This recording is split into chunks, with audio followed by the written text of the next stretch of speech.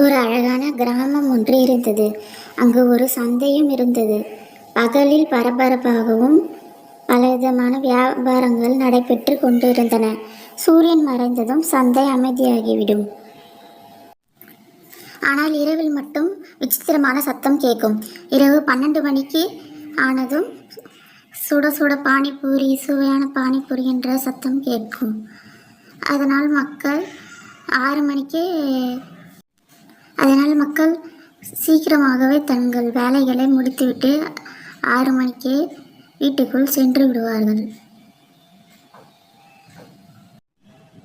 இரவு 12 மணி ஆனவுடன் சுவையான பானிபூரி, சூடான பானிபூரி என்ற சத்தம் திரும்பவும் கேட்க ஆரம்பித்தது. சுவையான பானிபூரி, சூடான பானிபூரி. அந்த குரல் மெல்ல மெல்ல அதிகமாகி பின் மறையும். மக்கள் அனைவரும் உறங்கிக் கொண்டிருந்தனர். சுவையான பானிபூரி, சூடான பானிபூரி என்ற சத்தம் கேட்கும். என்ன சத்தம் கேட்கின்றது? என்ன சத்தம் கேட்கின்றது? யார் இந்த நேரத்தில் பானிபூரி விற்கிறார்கள் என்று மக்கள் குழம்பினர்.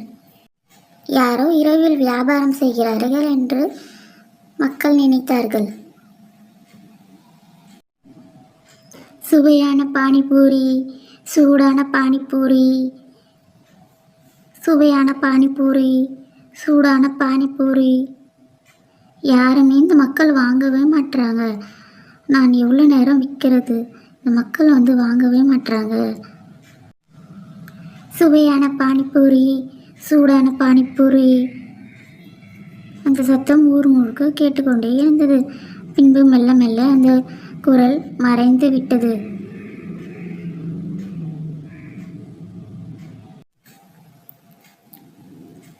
காலை ஆனவுடன் திரும்பியும் சூரியன் வந்துவிட்டது.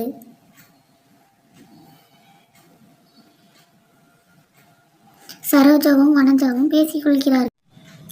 அக்கா, இரவில் ஏதோ சத்தம் கேட்கின்றது, விசித்திரமான சத்தம். பானிபூரி இரவில் யாரோ விற்கிறார்கள், என்னவென்றே தெரியவில்லை. சில ஊர் மக்களும் பேசிக்கொண்டு இருக்கிறார்கள்.